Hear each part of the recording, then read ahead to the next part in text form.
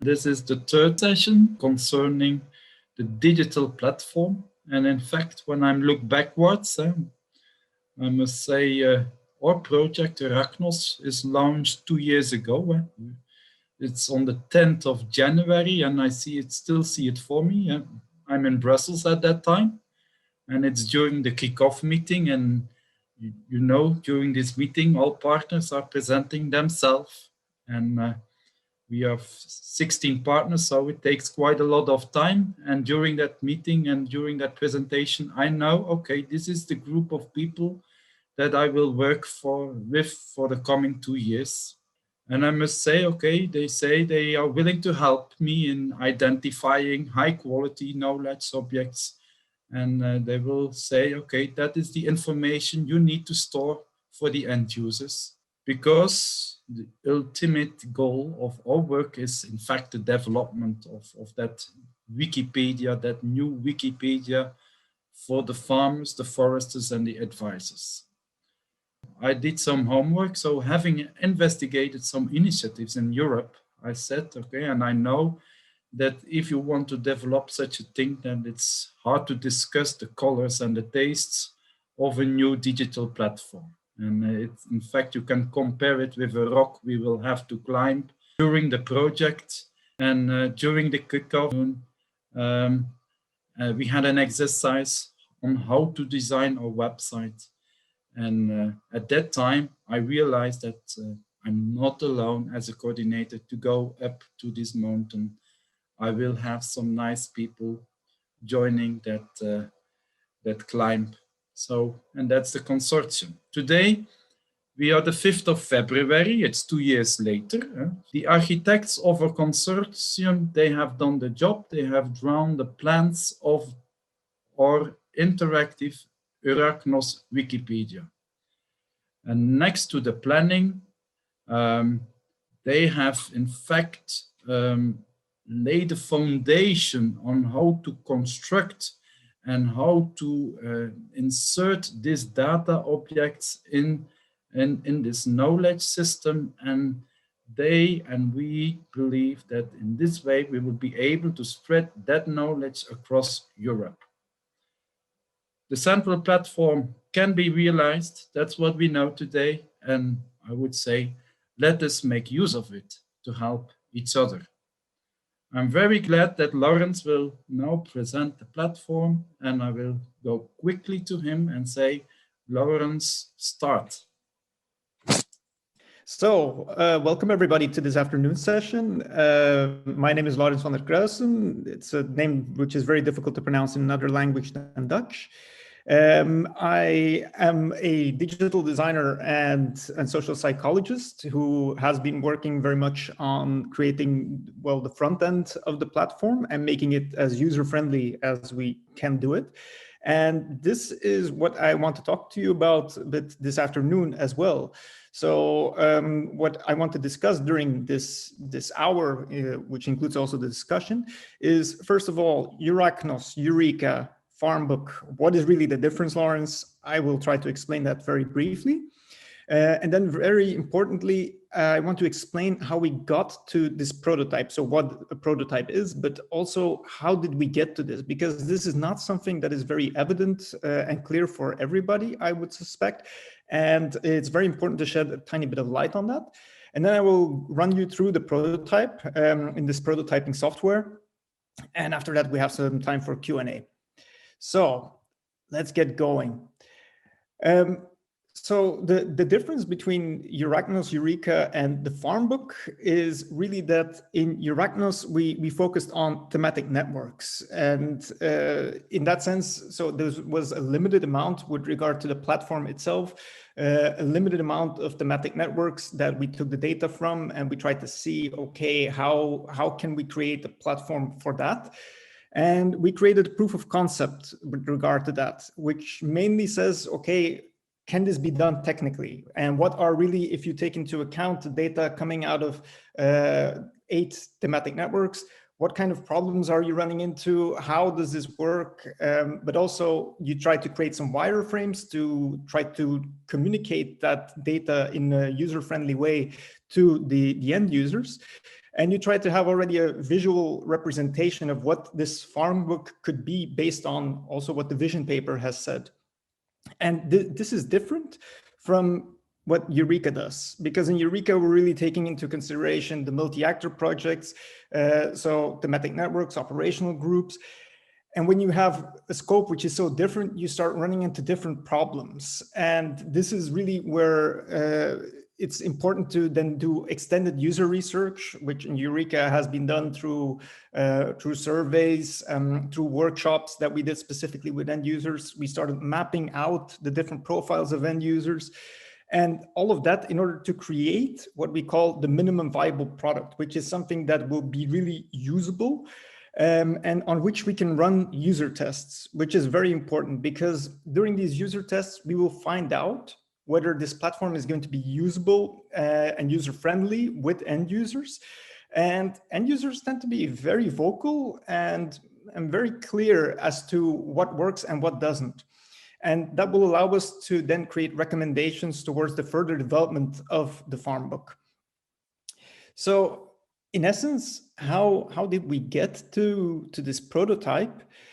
In EURAKNOS, basically, we started out with compiling and evaluating the IP agri knowledge reservoirs, like the TNs, their outputs. So we had to find out what kind of outputs are we dealing with.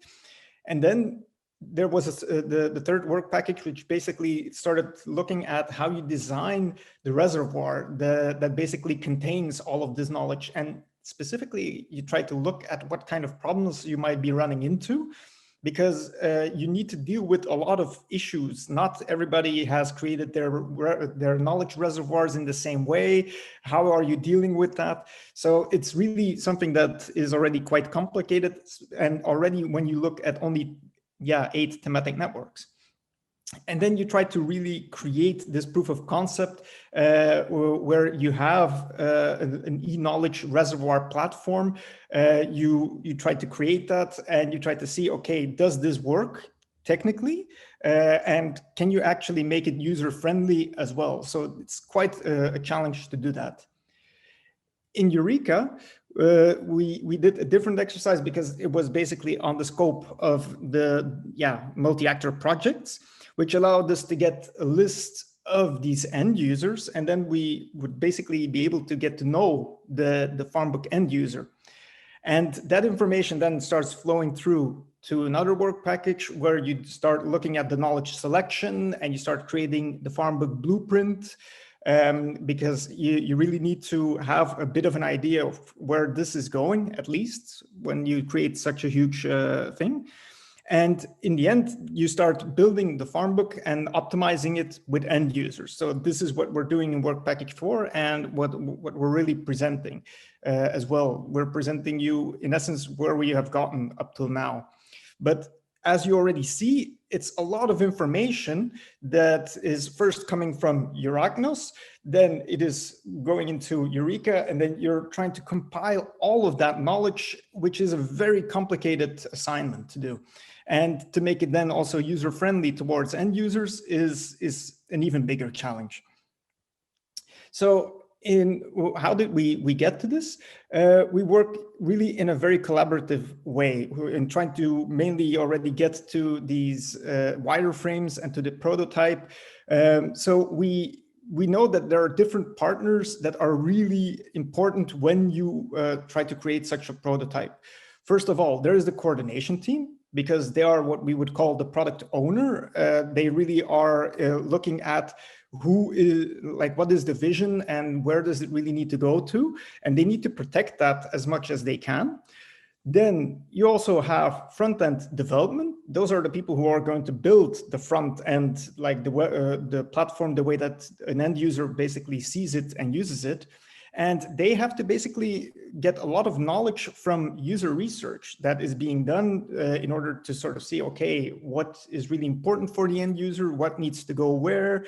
And they get the help from a UX designer, from a user experience designer, who also helps out with doing the user tests and starts thinking, okay, this is what you need to present first, and then you can present this, and starts thinking in terms of flows of that go into the platform. But all of this has to be able to get linked to the database behind it, which is the backend development. And so when we have meetings, we basically need everybody to be aware of everything that is going on, at least at the top level, to be able to get a prototype which we all agree on will work. And this is something that we have done in a very collaborative way. So we also have worked in an iterative way, which means that every time that we make a change to the prototype, to the wireframes, etc., that we try to get feedback. We try to get feedback in any possible way, whether it be a consortium meeting, whether it be an expert meeting. We try to collect as much feedback as we can in order to detect the biggest mistakes that we might have in the very beginning, and only have to tackle the small mistakes or small problems with regard to user friendliness in the end. This basically is important because every iteration that you make raises new questions, and every question that you're able to answer early on will improve the platform, not simply in terms of performance, but also in terms of user friendliness. So we also work in a sequential way. So that means first you start making wireframes, and wireframes are basically just black and white structures of screens where you say, okay, information with regard to the menu comes here, information with regard to a picture goes there, information that is really about the video, etc., this goes here. And so you basically use these wireframes as a discussion tool to generate feedback. And as soon as you start noticing that a lot of the feedback is the same and that you've been able to deal with most of the feedback, then the wireframes become ready to move on to the visual design. And the visual design is really going to allow you to create something which already feels a lot more like an actual platform, which is going to be the prototype. And a prototype will already allow you to test, for instance, how the platform will really work, how, for instance, a user will get to specific knowledge. And the reason why this is important is because you want to generate all of that feedback before they start doing all of the big work on the minimum viable product on the platform itself. So we used every opportunity we got to generate feedback and improve the design of the platform. So to really quote one of the most famous people, I think, of 2020, the head of the WHO, test, test, test, test. Now, the way that we work is not something that we simply came up with. This is actually an established model in product design, which is called the double diamond, where first you actually go into a discovering phase. You basically open up the scope and you try to make sure that you understand the problem correctly. And then you focus again to make sure that you're asking the right questions and that you're able to move on, actually. That in order to get the concept right, which is during the development and ideation phase, we needed to make sure, okay, are we really getting all of the elements, all of the features in the platform that are really needed? And then delivering it. So the implementation phase where we start building it. And as you see, there is this small circle here. This is an iterative process as well. This is really just going in and out, creating feedback, generating feedback to improve the platform, the way that we're designing it. This is really an established way in designing good products. Apple uses it, Microsoft sometimes uses it, I have the impression, but really big user-friendly organizations are really paying attention to this kind of model, and so are we. So how do we generate the feedback? For the wireframes, we did it through team meetings, but I wanted to add actually to that as well, that we also did it through expert meetings where we showed the wireframes. We did it at consortium meetings. Every possible chance that we got, we really showed them to test the concept, to test already the general navigation, to test the layout, to test the first visual designs, because this is very important to us.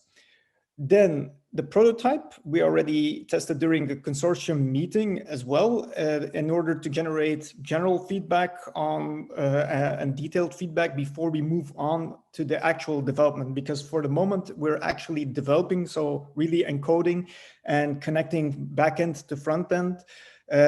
This is really going on as we speak. So it was very important to already get a lot of information simply before we started doing that. And the next thing is, in essence, that we're going to be doing user tests specifically on this minimum viable product with the end users. And there again, we're just going to make sure that we test the concept. Is this really the way that we envisioned this? The usability. So we also have, for instance, a sub navigation that we want to have some information on, and specifically technical issues during development. Are we not getting too many of these 404 pages or dead links? These kinds of things are really important to test. Now, I want to also check on the time a bit. Okay.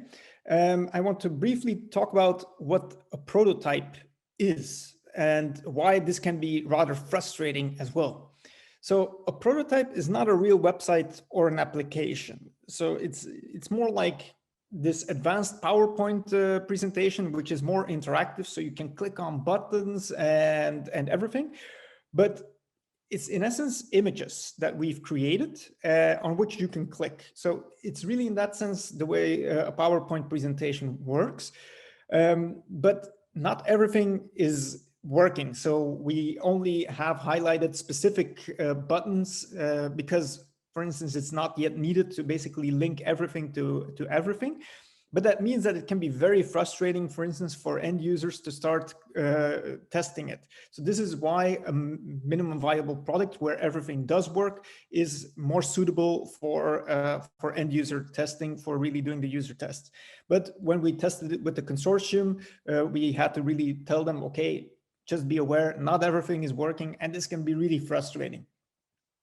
But the reason why we do that is that it's a lot easier to collect feedback and actually make adaptations before we really go into the development of this minimum viable product. So it's easier, for instance, because you get to put little comments on specific elements. The software is really made for that. And if we need to, for instance, say, okay, the search function, we put it downstairs. No, it needs to be upstairs. It's something that you can change in a matter of a minute. And this is really very handy. So I would now like to go to the prototype. So I think now you can still see my screen, I hope. Voila. And this needs to go up. There we go. So I present to you the prototype. One of the things that I would like to do is I would like to show you two different scenarios. If you're an end user and you arrive on the platform, there are two possible ways that you will get to information in essence. First of all, you might come with a very specific question, and it could be a question, for instance, with regard to forestry or crop farming. And this is why we basically put the search function very clearly, very visibly, because this is something which is very important. So users can immediately search it. But as you will see, you also have it up here. Because this navigation is something which will be present all over the website, all over the platform. So this is always going to be your reference point when you want to search for something. But let's say that you have a very specific question. So you type it into the database. You can say, I want to select, I'm interested in everything, or you can actually select specific topics, and then you search. Then you start getting the search results. And for instance, you might notice there are two active filters. So I'm searching within forestry and within crop farming. And this is very important because you might notice that the colors actually match with what you see here. And this is because something I'm going to explain a bit later on. We have created these categories, these subsections to really give you the impression that you're in a specific environment. But when you're searching on everything, we want you to at least have a very clear idea of what belongs where. So a forestry article will basically have the link here, the tag with forestry, but also a small bar underneath in the same color. When you get the search results, you can basically, you get a title, you get the kind of information that you're going to get, how long it will most likely last to read. You get a brief description, and you get some tags that are related to it. This is one way of presenting it. You can also do it in another way. So you can, for instance, have it more in a tiled view, and this is for some users a bit handier. You also will notice that, well, not everything has a picture, because sometimes an article doesn't necessarily have a picture. So we have created placeholders that allow you to really identify as well more with with the category to which the content is related. Now, what you also see is that you have a search filter, and the search filter is also already quite important. In the first stage, we will have the categories, which are going to be forestry, crop farming, livestock, environment, society, and economics. And we will also already have thought of specific subcategories which will be important. One of the things is that we will want to elaborate on these subcategories to facilitate the finding of information, but we're still working on which will be the most suitable subcategories. But we already have, for instance, content, which you can select, community, which I will explain in a bit, and experts, which I will also explain. Subsequently, you can also filter on the media type, the language, and the year it was published, where it's missing an H. This is already what you can filter on.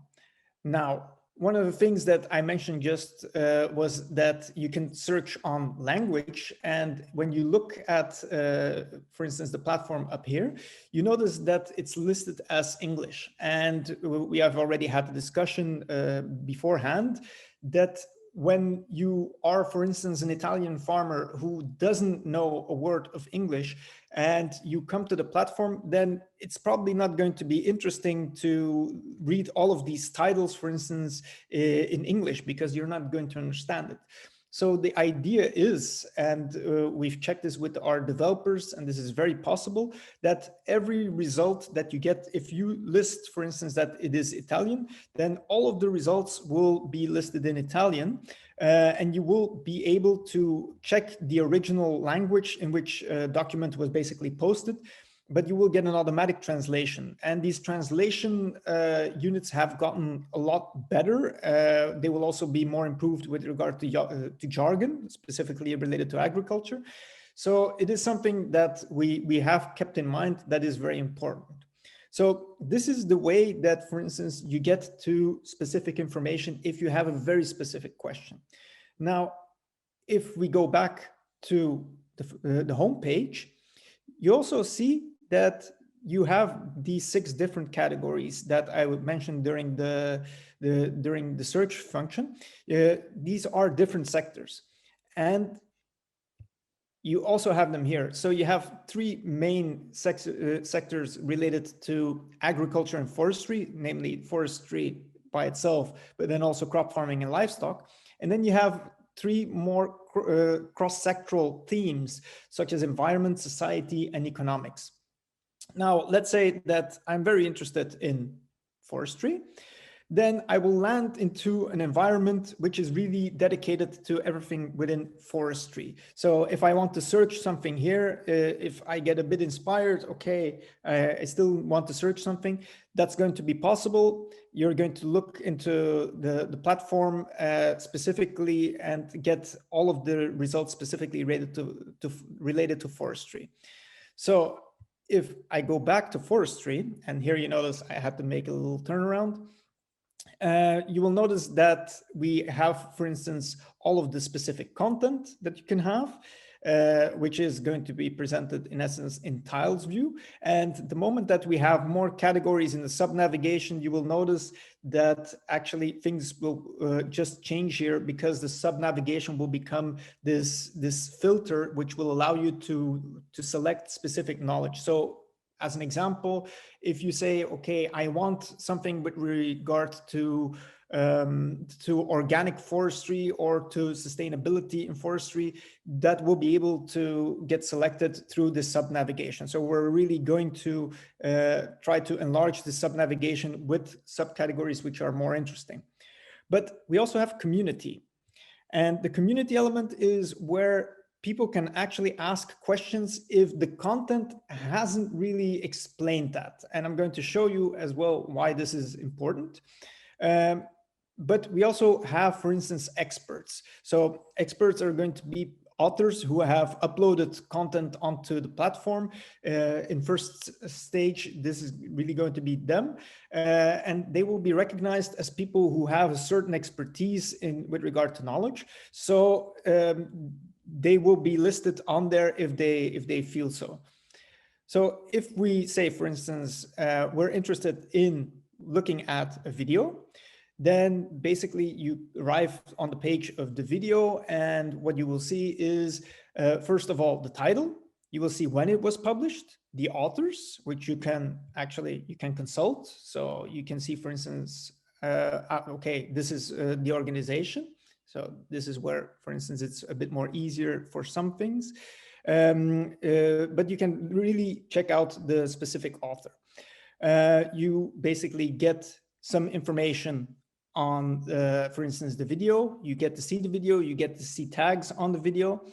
And then very importantly, you get to start discussing the content. So if, for instance, you have a specific agricultural innovation that has been implemented, and it hasn't really worked for you, what was presented in the video, you can start discussing this.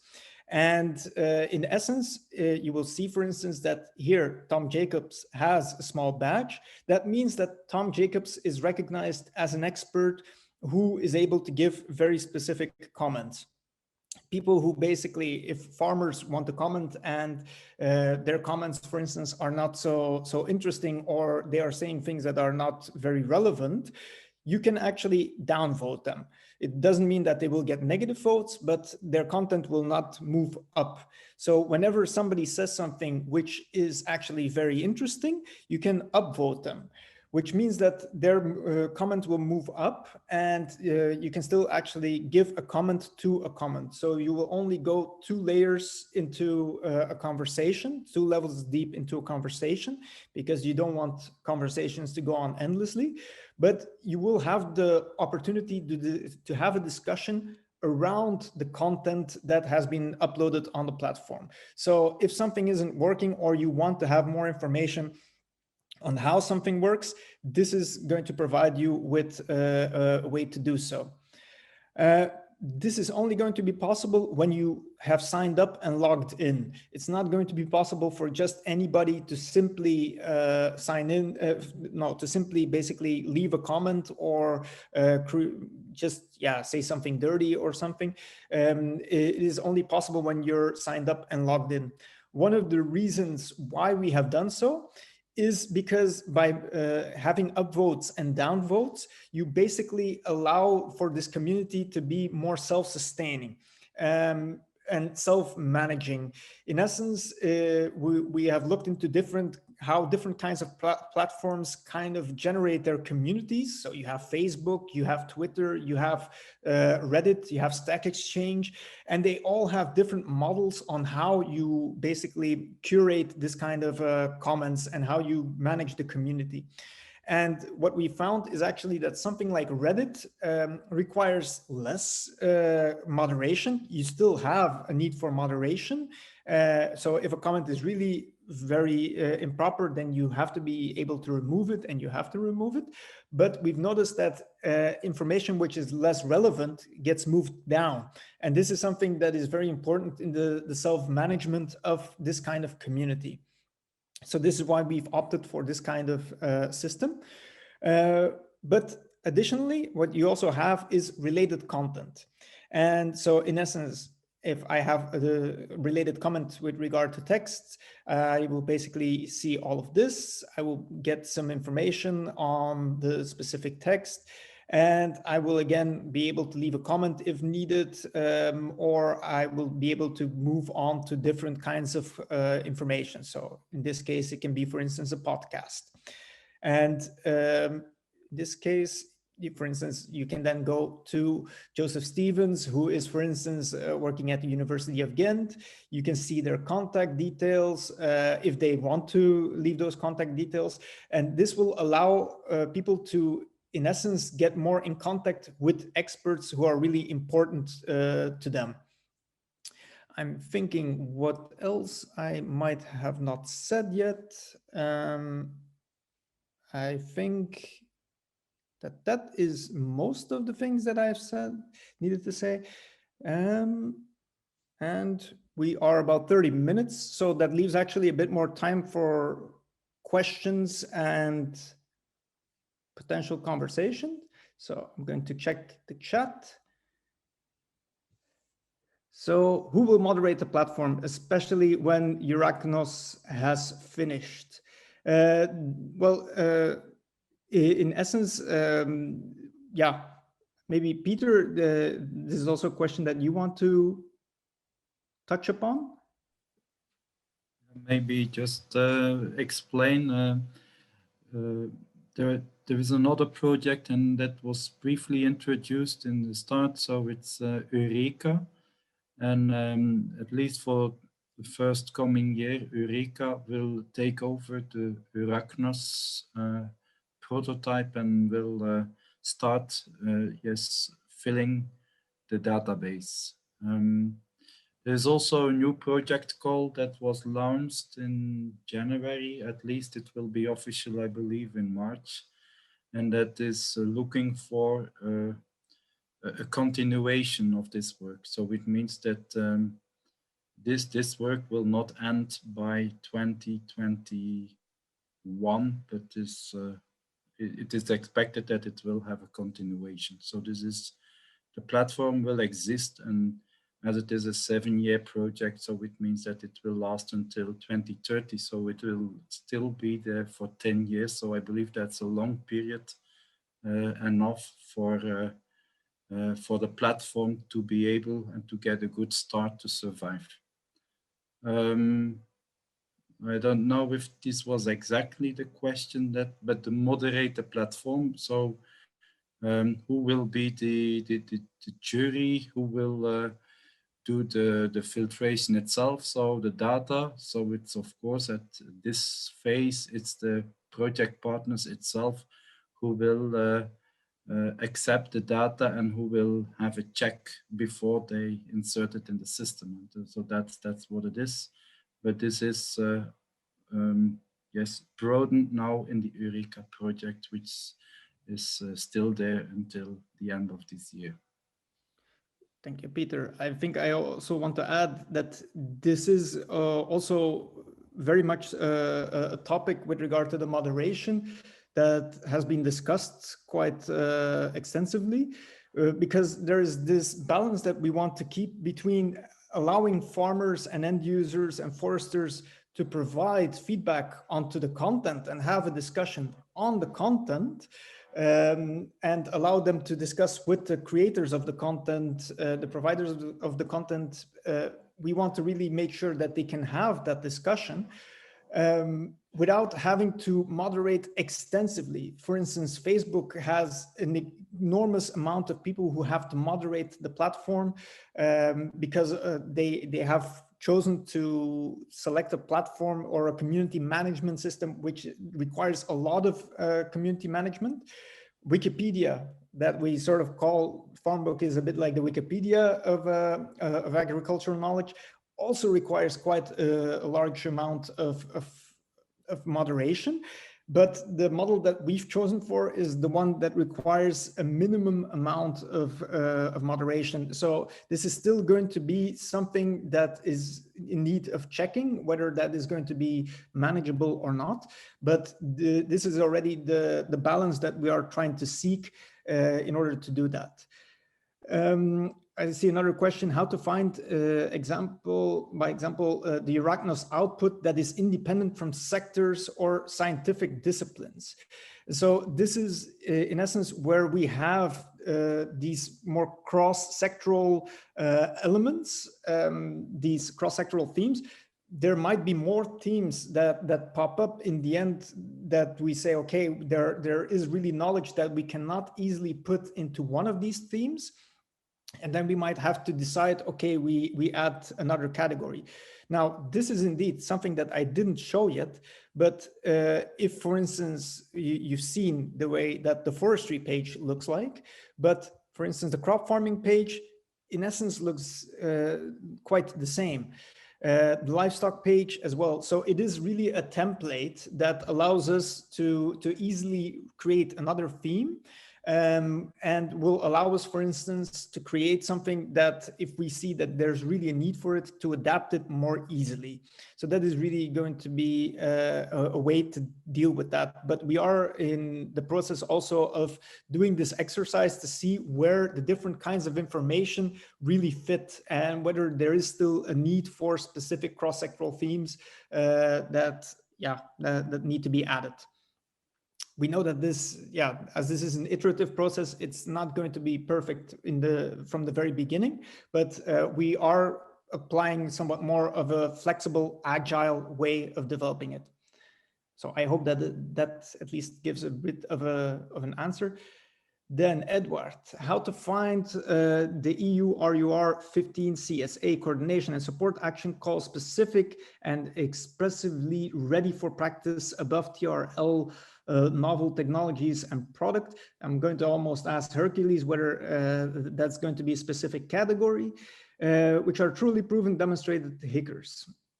So market competitive, innovative technologies and products. So that will relate to a certain extent to the sub-navigation that we want to create, because there will be potentially subcategories such as systems, where you can define then what kind of systems you want to look into. But for instance, with regards to market elements, there we have, for instance, the economics page, which could help you if it's something that is really going to be more cross-sectoral. If it's really going to be specific to a sector, then you would find it in the sector-specific category. So I hope that that is also helping you out a bit. And please interrupt me or open the mic if you still have a comment. I'm not against that. How do TNs get their existing content into Farmbook? Will there be opportunities for TNs which have already recently finished? That is a very good question. I think I'm going to include Hercules also into this discussion, because we have been discussing about that as well. Maybe Hercules, you want to weigh in on this first? Yes. So thank you, Lawrence. Given the fact that there are some questions about specific, let's say, search operations that could potentially be implemented through our system, first of all, I would like to make clear that our platform has a repository in the background which stores specific categories of content. So when we are talking about content, we distinguish among specific content categories. These content categories are documents, presentations, videos, audio objects. And when I say audio objects, I mean podcasts, mostly podcasts. Audio objects are not only podcasts, but podcasts are the most prevalent, let's say, instance of an audio object. There are also cases in which results from projects like thematic networks could have the form of a data set.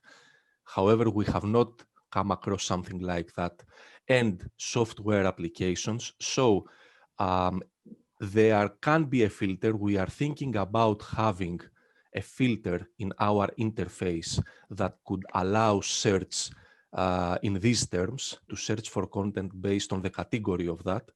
And in cases in which there is a very specific need for resources, like the one mentioned in that question Lawrence just read, we could use the search bar and provide, the terms for our search necessary and see whether and find out whether such a reference is included in some of the content objects served through our platform. We cannot have an all-inclusive categorization because it would be exhaustive and it would rather confuse the user than help him.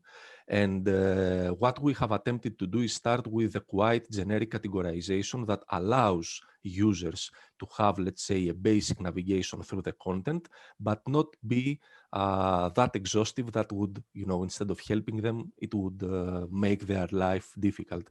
And what, of course, practice has shown is that when we want to search for something, we tend to use the search bar in the beginning, and if the results we get are are many, and we cannot find the solution we want, then we turn into a solution like a navigation system provided in the platform.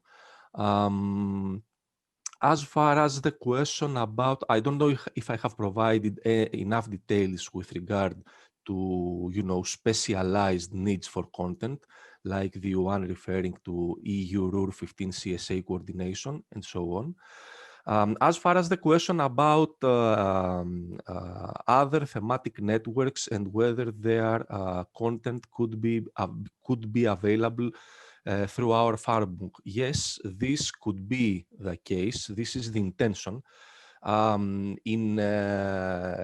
the needs of preparing our platform and for integrating content into it, we have manually inserted, if I can say so, content into it by annotating this content with metadata based on our data model, and then storing this content into our platform.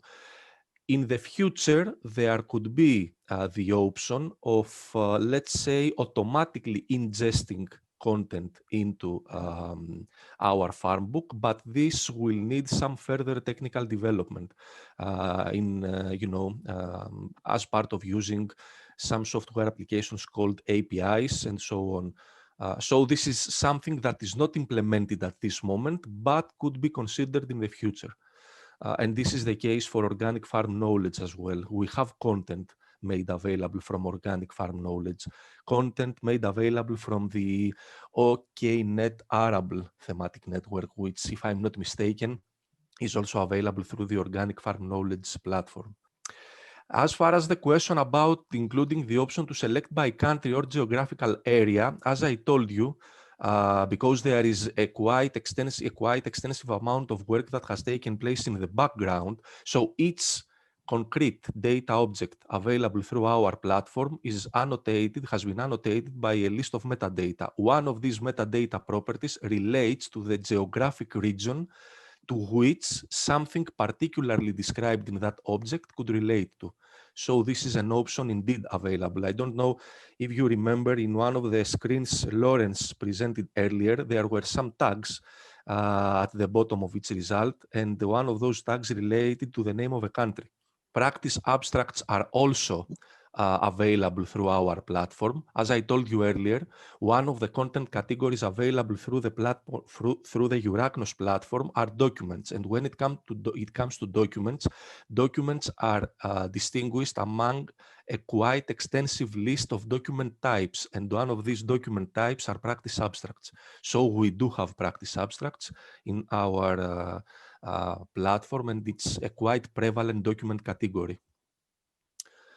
There is indeed, we intend to elaborate more as part of the EUREKA project in the list of, let's say, sections and topics that Lawrence presented to you earlier. Our intention is to elaborate more on this in the EUREKA project in order to achieve a better interaction and linkage with the EIP agri-knowledge reservoirs.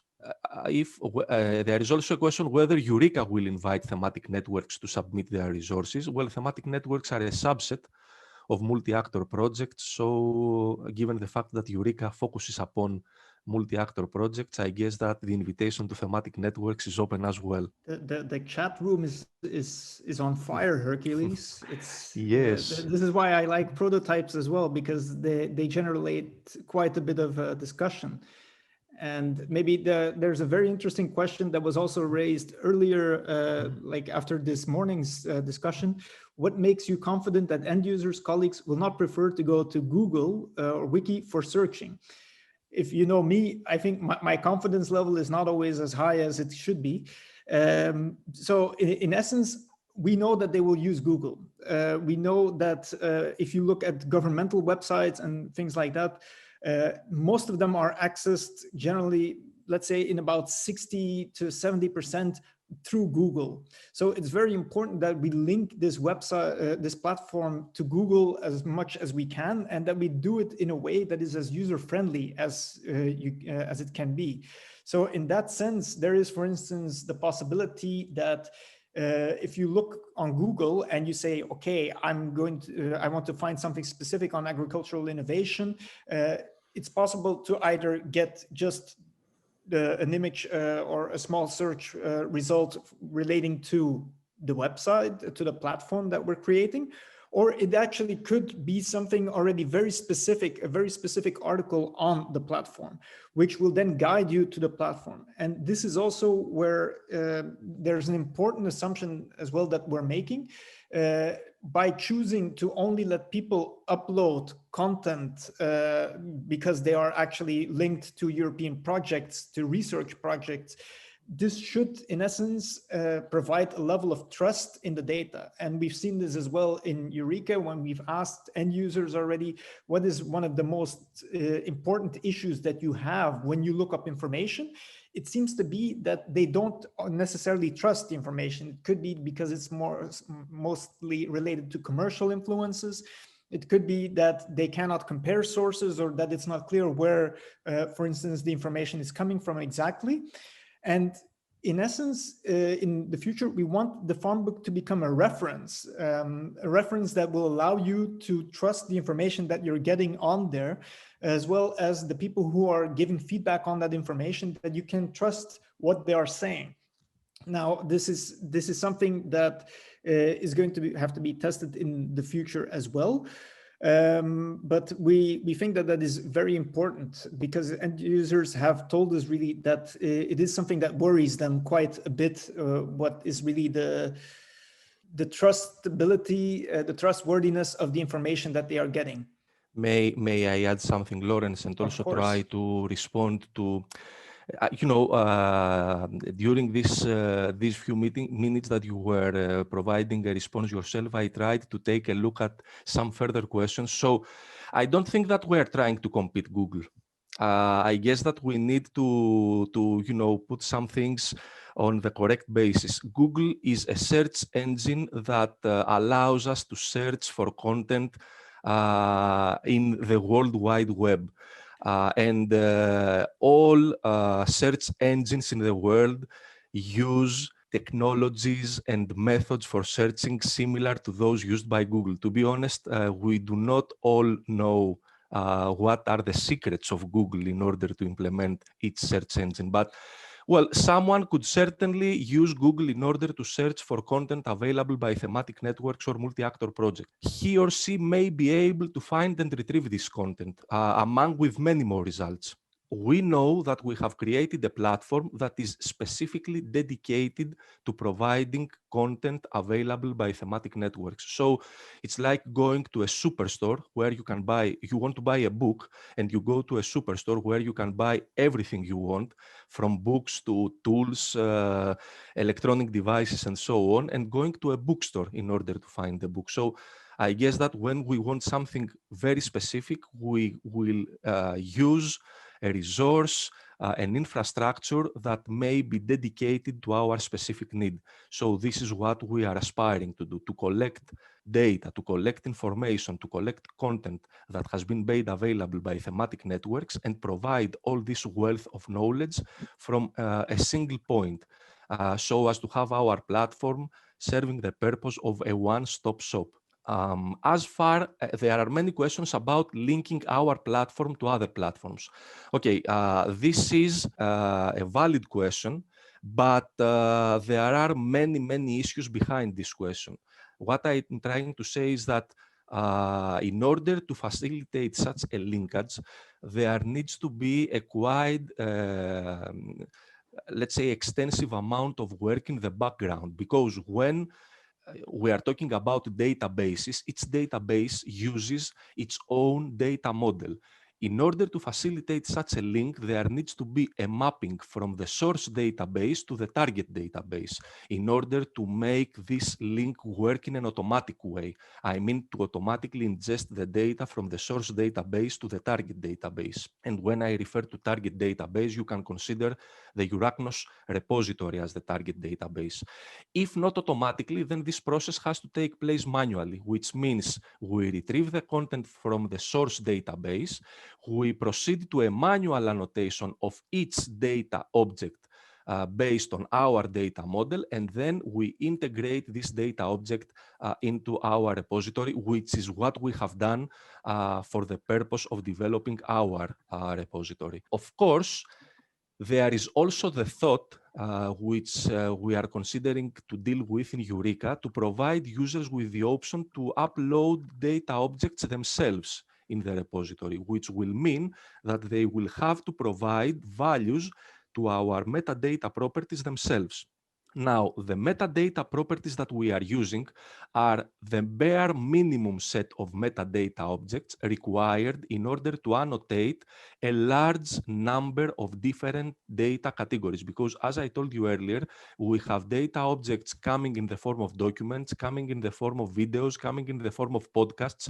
All these are different categories of data objects. However, we have managed to come across a set of metadata, the minimum, let's say, set of metadata required in order to efficiently characterize with metadata any category of data object that may be available. And as a final remark, I would just like to say that the API that we are developing will allow to harvest data, to obtain data from our system, either to use them manually, to be used by a human agent, or to be used by a machine agent. I don't know if I have missed anything. There are so many questions there, but Yeah. I have tried to group some of them. I want to already, like, I'll take over for a bit, and then you can go through the questions as well. I want to indeed clarify 2 points. First of all, indeed, there is a login, which is important, and the login is mainly there for being able to leave comments. And it also relates to so all of the content that is available on the platform will be accessible without logging in. The only thing is that if you want to add something in terms of a comment, then you have to sign up and you have to log in, because otherwise that really creates a condition which could endanger the management of the community. So that is one thing. The other thing is also that I agree also with Andrew's comment with regard to the trust, and that not every article or not all of the output will be of the same quality. And this is also why we've added these likes, the possibility of likes to every article. So if an article is of very good quality, then you will be able to add likes. But we have also been discussing the possibility, for instance, if it is going to be possible to red flag or to rate an article in order to say, okay, this is outdated. This information shouldn't really be on there anymore, because if somebody consults it, it might not be interesting. So we have been looking into that, and that's an ongoing discussion that's going to be taken up with regard to recommendations for the future development of the platform, because we know that not simply managing the community, but also managing the content is of very great importance actually to the sustainability of this platform as well.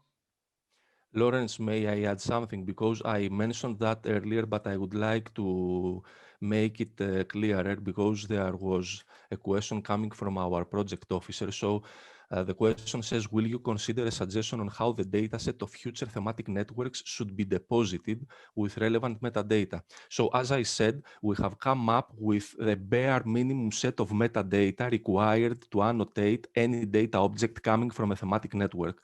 So this list of metadata will be provided in one of our last deliverables, the deliverable that is about the repository, and this is our suggestion to the community about the bare minimum set of metadata that data objects developed in a thematic network should have. Of course, there are different thematic networks, each of them having specific needs. So in other thematic network cases, there would be need for further metadata properties. What we suggest is that a data object to be developed from a future thematic network should at least have the metadata properties proposed by us, plus any other metadata properties considered to be necessary for the scope needs of the specific thematic network. As far as the harvesting of data and metadata is concerned, this has to do with the API, the application programming interface I mentioned earlier. This is a software, let's say, a piece of software that allows the consumption of data from our platform by a human or a machine agent. And major platforms, for example, one may consume data available from AgroVoc by using an API. I don't know if AgroPortal is also known, whether our audience is familiar with AgroPortal, which is a repository of ontologies relating to agriculture. It also provides an API for consuming data. So our API will be the mechanism that will allow the consumption of data from humans and machines. Of course, this does not exclude all these search operations that can be performed in our system. And of course, for example, if someone comes across with a document of interest, he or she could download that document in his or her PC. API allows for, let's say, a massive consumption of data from a system for various purposes. And of course, another question that Mr. Koutsouris posted, yes, practice abstracts are one of the document types that we are specifically taking into consideration in our design. We decided to present you the look and feel of our platform, but as I told you, we would need 1 more hour and even more to show you all this design that has taken place in the background and has attempted to tackle as many issues as possible from all those listed in your questions and comments. I think we also have to almost end this session. I think it could go on for hours. So then I will take the last word of the day. So thank you all for sharing your remarks with all of us. So these remarks are very helpful. There is one point that maybe there are 2 things. So this is a snapshot where we are today. So in EUREKA, we will plan an upload module. So then it means that if you are registered, then you are able to upload the data yourself. So this is what we aim by the end of the year, so that this will help and will make our life a little bit easier. At this time today, if you say, I do have data, then you can contact Hercules and his team, and then we can investigate together how we will insert the data in the platform that they are already there. So this is, of course, very welcome. There's only one point, and we will not discuss it today anymore, but we also know that there are data protection rights. So it means that if you are aiming to transfer data, then at least we need to have an agreement or project with yours that you are allowed to transfer this data into this central depository. So this is a point, so the property rights of the data. If someone has experience in it, please contact us, because we are still looking into the dark on how we should officially organize it so that it's also okay because it's transfer of data across the borders in Europe and things like that. So I will not go in too much details, but if somebody is an expert in that, please help us finding out how to do it in the right way. So that it brings me to the end. I'm really glad of the past 3 sessions. You know that this day was a day to highlight to our view the major outcomes of our 2 years project, EURAKNOS. So it will end in March, this project. And these are the 3 main outcomes we are most proud of. Of course, we have done a lot of deliverables and things like that, but we believe that we had to share this information with all of you. And I'm really glad with the high number of people that are interested and joined this 3 sessions of the day. You know that the door is still open. You can contact us as well if there's something still unclear. So you have seen some of the partners presenting today, but be aware that we are much more than those 4 or 5 people that have said something. So it means that all of us has contributed to this thing and to this outcome. So it's not me only. I'm proud that I can be the head of this group of people, but I must say it's a common collaboration. So I thank all the people also of the consortium to have contributed so far and still helping me to finish this project in a nice way. I also thank you all for joining us, and please, that's what I also started this morning. I believe more in the power of a network of people staying together, people being connected together. This is the start of what we believe that should be a very successful platform. We will not be able to do it on ourselves, so it means that we need to have also external people becoming interested in what we are doing. And that's also the call to all of you. So please don't try to repeat and do the same as we did, but just try to build upon what we have done so far. And let's make it a nice community, learning from each other and sharing what we know, so that at the end, the farmer, the forester, and the advisor may benefit of what we are doing inside the European Union. I want to wish you a nice end of the day and enjoy the weekend.